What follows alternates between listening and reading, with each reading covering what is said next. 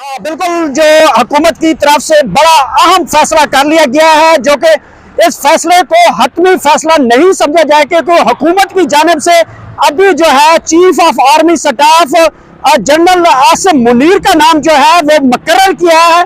इसके ऊपर फैसला जो है, जो समरी आई थी GHQT की जानिब से 6 जनरलों में से, जिसमें आसिम मुनीर का नाम जो है वो चीफ ऑफ आर्मी स्टाफ के नाम पे रखा गया है, और इसके साथ साथ शमशाद को जॉइंट चीफ के नाम जो है वो हुकूमत की तरफ से मुकर्रर कर गया। बट ये अभी फैसला नहीं है।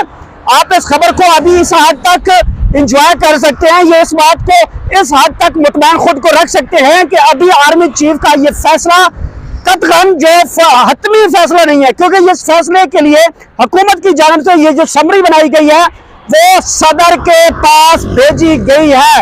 अब ये मामला सदर के पास चला गया। अब सदर के पास ये सवाबदीद है कि वो इस समरी के ऊपर दस्तखत करते हैं या नहीं करते, या समरी को रिजेक्ट करते हैं, क्योंकि आसिम मुनीर जो है, जिनको हुकूमत की तरफ से PTI और दीगर इत्तेहाद जमातों ने उनको चीफ आर्मी स्टाफ बनाया है, उसकी समरी जब सदर के पास पहुंची है तो सदर इसको देखेगा, इसको डिले भी कर सकता है, उसके बाद भी कानूनी हक है। सदर एक समरी को 15 दिन तक अपने पास रख सकता है।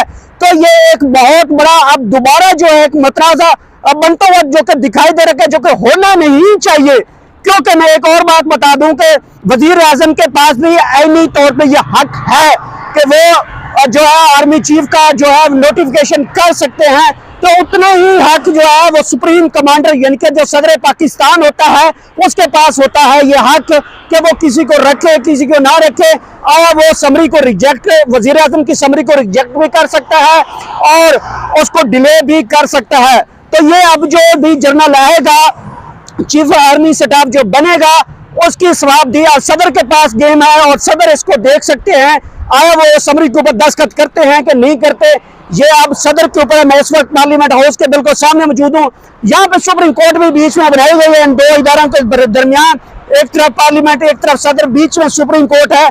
तो कुछ हल्के तो इस बात को ये भी कह रहे हैं कि वो इस मैटर को सुप्रीम कोर्ट तक जाना देख रहे हैं। कुछ तजियाकार, कुछ दानिशवर जो है वो इस बात को कह रहे हैं कि सदर अगर इसको डिले करता है तो मामला फिर सुप्रीम कोर्ट जाना और चाहिए होगा। लेकिन मैं तो ये समझता हूं कि एज ए अपना तजिया पेश कर रहा हूं कि जो भी मेरिट के ऊपर आता है, जो सीनियरिटी के बेस के आता है, जो एक हमारा इदारा है फौज का, जिसका एक सीनियर अफसर जो कि अपनी 40 साल की सर्विस करके आता है और वो एक आम ओहदे के लिए आता है, उसको जो है मतराजा नहीं बनाना चाहिए। लेकिन इसमें कुछ चीजें अनऑफिशियल हो जाती हैं कि कोई एक पार्टी का फेवरेट हो जाता है तो कोई दूसरी पार्टी का फेवरेट हो जाता है।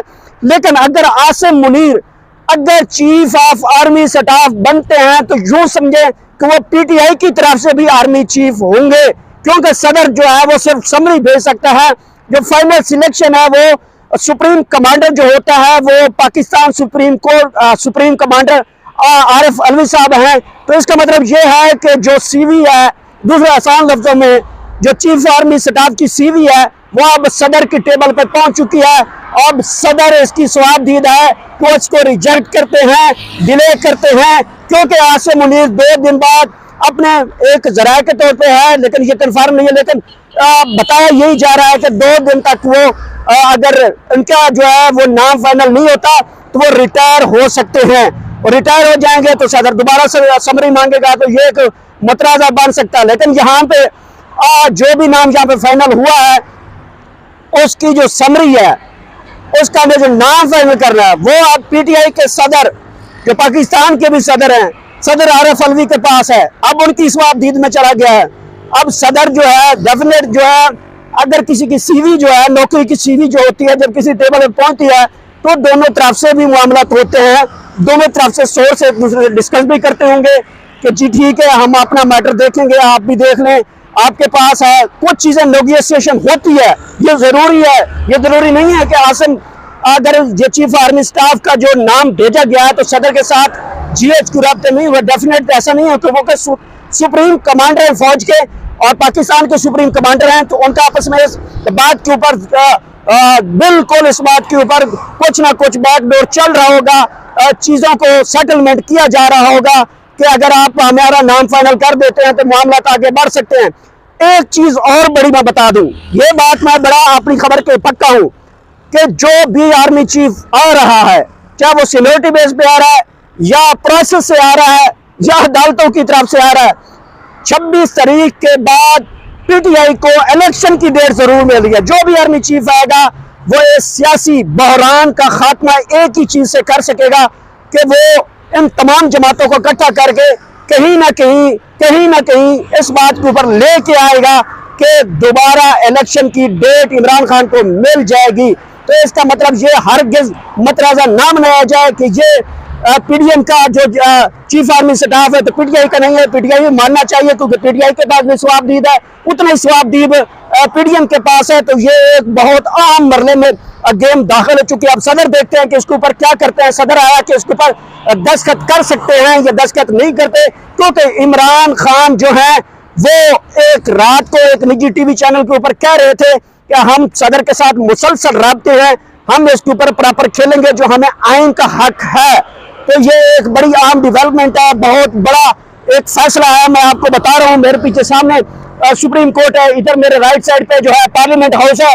तो ये बहुत बड़ा एक फैसला यहाँ से अभी जो जा चुका है सदर के पास, तो सदर इस बात को यकीनी तौर पर वो देख रहा होगा। लेकिन कुछ मैं वो उन चीजों का नाम लेना चाहता हूँ जो हमारे मीडिया टीवी चैनल, बेसिकली तो मैं इनको रंडी खाना बोलता हूँ, और उन्होंने छोटे छोटे दानश्वर जो नलके हैं उन्होंने टूटियां खोल दी हैं, उन्होंने बकवास शुरू कर दिए। देखिए ये पीडीएम का हो गया, वो किसी और जनरल का नाम लेते हैं, वो उनका पीटीआई का हो गया। तो खुद हमारी कौम, हमारे इस किस्म के घटिया दानश्वर इस अहम ओहदे की तैनाती को खुद मतराजा बनाते हैं। कुछ सीनियर एंकर के ट्वीट चेक करें, और किसी को वो तंजिया बयान से कर रहे हैं, किसी को कुछ कर रहे हैं, तो ये खुद मतराजा बनाते हैं। ये जो रंडी खाने के अंदर जो नलके उनकी टूटियां खुल जाती हैं, जिनको ये नहीं पता होता हमने बंद कहां से होते, जब ये बंद होती हैं तो शेर इनकी टंकी भी खुश्क हो जाती है। तो ये एक आम हसास मामला है, जिनको खुश असलूबी से अल्लाह करे कि ये हो जाए।